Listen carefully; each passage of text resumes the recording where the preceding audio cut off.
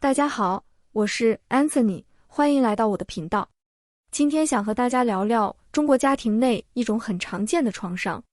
在过去的一年，当我和许多网友讨论他们的成长经历时，我发现许多人在追溯创伤或者向父母提出诉求时，都会体验到很强烈的羞耻和愧疚感。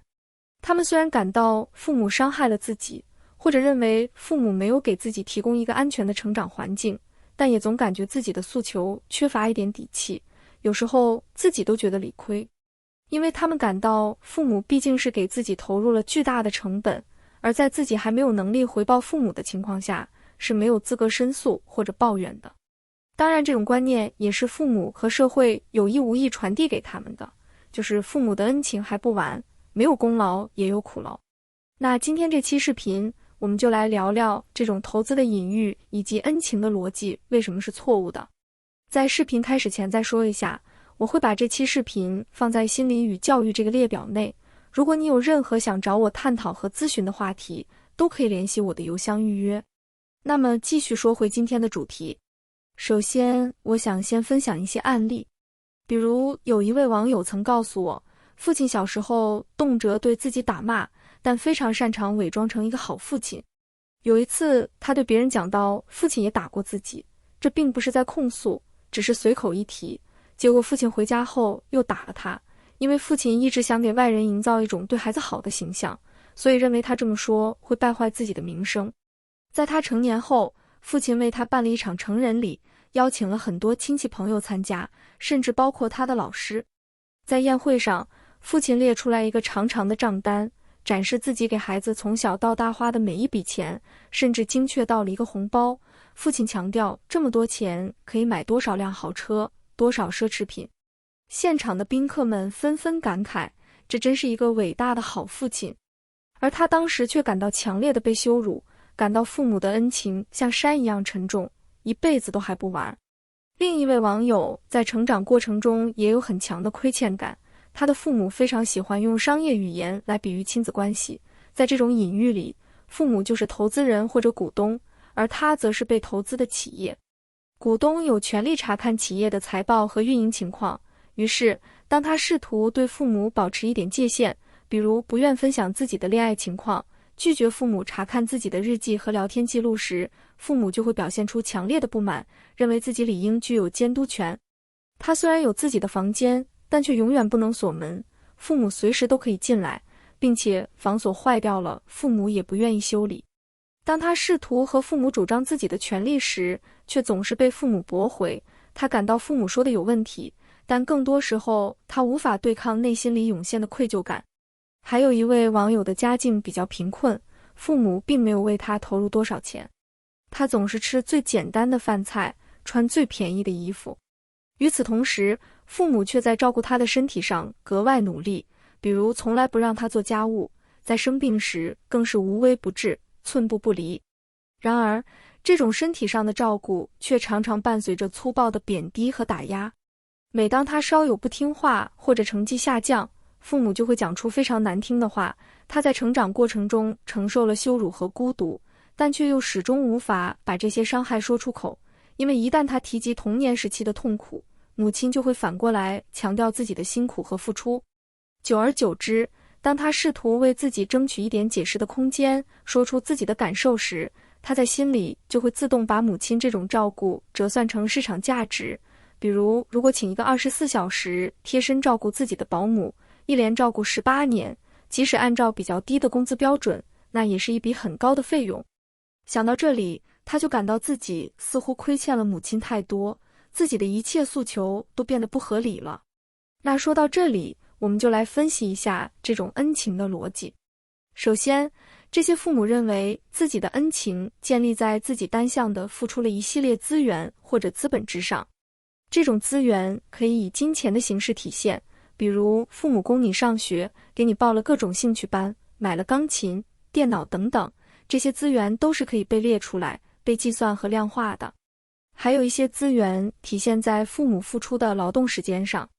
比如父母为你做家务，给你做饭，送你上学，这些劳动虽然没有直接的花钱，但仍然可以按照厨师、家教、保姆护工的工资水平折算成一个金额。然而，不论是哪种形式的资源，它们的共性都是可量化的、独占性和守恒性的。在许多父母看来，亲子之间的关系是一种零和博弈，资源总量是有限的，它要么属于你，要么属于我。我给了你100元，我的钱包就少了100元，我给你做饭，我就牺牲了我自己的休息时间。而一个孩子在相当长的时间内都是不工作且无法创造财富的，即使这个孩子非常努力，但也不太可能给父母一个可视化、可计算的回报。于是，儿童感到自己从一生下来就是一个不断扩大赤字的黑洞，一个欠债人，而父母的恩情是可以利滚利的。比如，父母花钱给你报了一个培训班，这本身是一个成本，父母在这个过程中付出的情感劳动，比如操心、牵挂又是一笔成本。而如果儿童不领情或者没有取得父母满意的成绩，那就等同于违约了，相当于孩子又多欠了一笔违约金。总之，在父母的叙事中，孩子的负债被不断放大、叠加，最终成为一笔永远还不清的高利贷。孩子唯一能提供的东西，就是顺从父母的意志，给父母提供一种短暂的情绪价值。于是，孩子的羞愧和内疚就是没有尽头的。在这种家庭环境下，一个孩子很容易发展出自我攻击的心理，觉得自己活着除了浪费粮食毫无意义。在中国，我们经常能看到儿童因为一些小事自杀的新闻。比如2017年江苏丰县有一个10岁的女生自杀，她在给父母的遗言中说，你们打骂我都是为了我好，我想继续照顾你们，但是老师不让自己考试，所以自己活着也没有意义了，自己只是想去天堂看一看。许多中国媒体都会批评老师和学校，同时惋惜女孩的懂事和单纯，但很少有人意识到，这些看起来天真、温柔和体贴父母的遗言，完全不是这个孩子自主和自愿的情感表达，而是孩子将父母的规训和控制完全内化的结果，是一种相当扭曲和不自然的状态。如果父母能够更包容一些，那么就算学校真的不让孩子考试也没什么关系。许多中国人欣赏懂事的孩子，本身就是把匮乏、缺爱和内疚当做一个儿童的理想状态、自然状态，仿佛这才是一个人的本性。但这就如同赞美一个自愿为君主殉葬的奴隶一样愚昧。比如在中国古代，一些大臣或者奴隶会在威逼利诱下自愿为主人陪葬，然后他们的这种自愿就被后人赞美为一种气节或者忠义的精神。我们作为现代人无法欣赏这种气节，因为这种自愿完全是虚假的自愿，是被操控和压迫的结果。那么，我们该怎么反驳这种恩情的逻辑呢？首先，我们说，对一个人的心智能力发展而言，最重要的东西并非那些物质的资源或者身体上的照顾，那只能保证一个人的身体能存活下来。然而，单纯身体上的存活，并不等于一个人的人格真正存在。后者取决于个体在心理上是否拥有一个整合且稳定的自我认同，一个灵活的情绪系统和社会连结。而这些能力的来源，几乎都取决于个体在早年与主要照料者之间的情感互动。婴儿最初并不知道我是谁，他对自己和外部世界的边界是模糊的。而这种对自我的认知，正是通过与照料者的互动中逐渐建立起来的。父母和孩子之间良好的情感交流，可以使儿童学会如何理解他人，如何构建亲密关系，甚至可以说，一个人的全部心智能力，比如自我效能感、读心的能力、语言表达和情感调谐的能力，都是从这个熔炉中孕育和锻造的，并且可以使当事人终身都受到滋养，这才是最宝贵的无形资源。尽管物质基础也很重要，但它们归根到底只是一种工具性的价值，只有服务于这种情感调谐才有意义。而在精神交流这个场域中，情感才是最真实的货币和资本。这种货币与现实世界的货币相比，具有完全不同的形式。首先，它是非独占的、不守恒的，是可以互相激荡和不断增值的。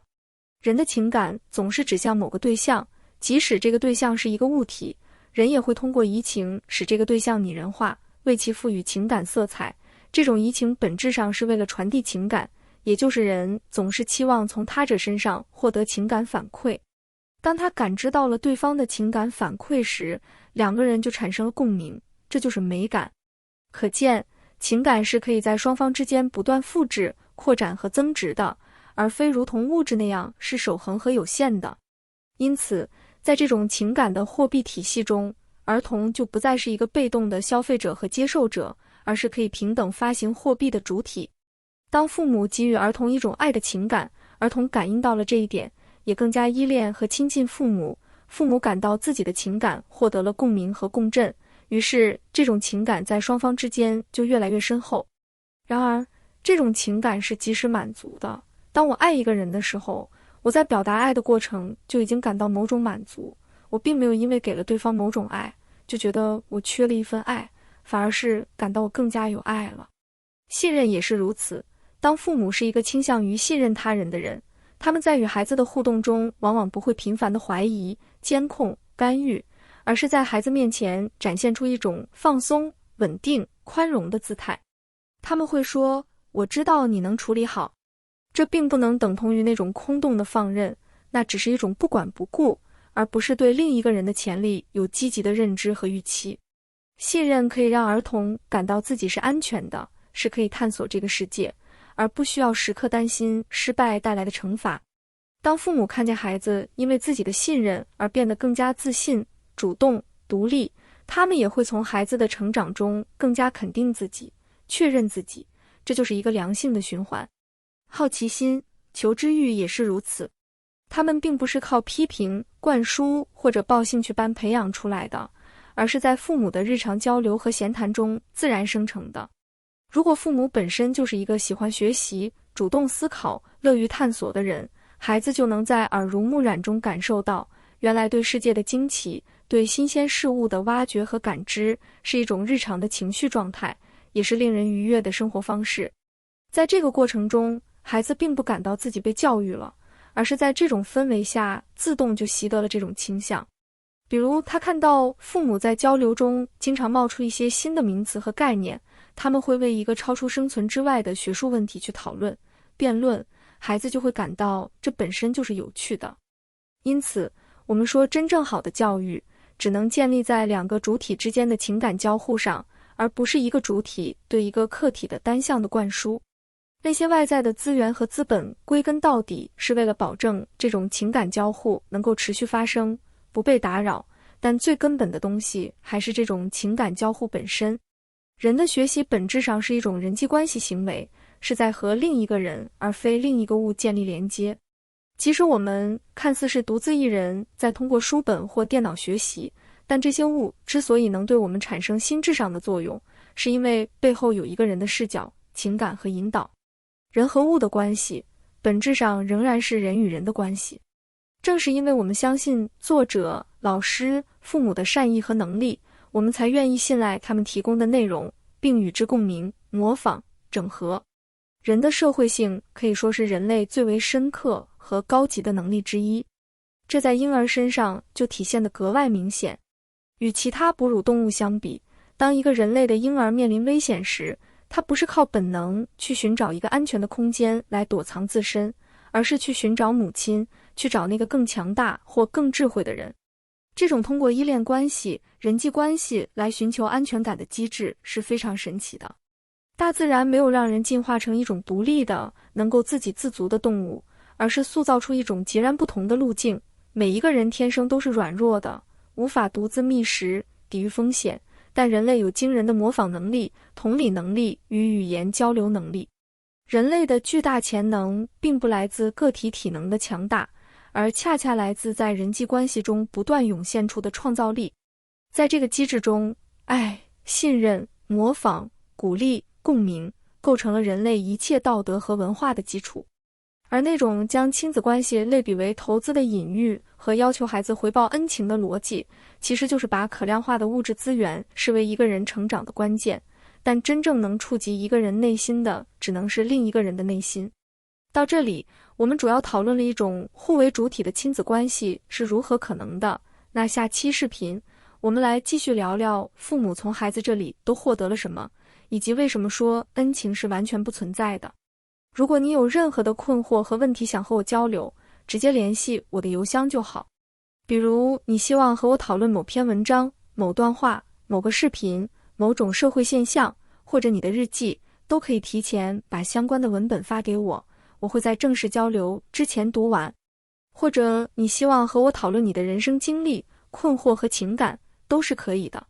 如果你对隐私性、安全性、付款和通讯方式有任何疑问，也请及时告诉我。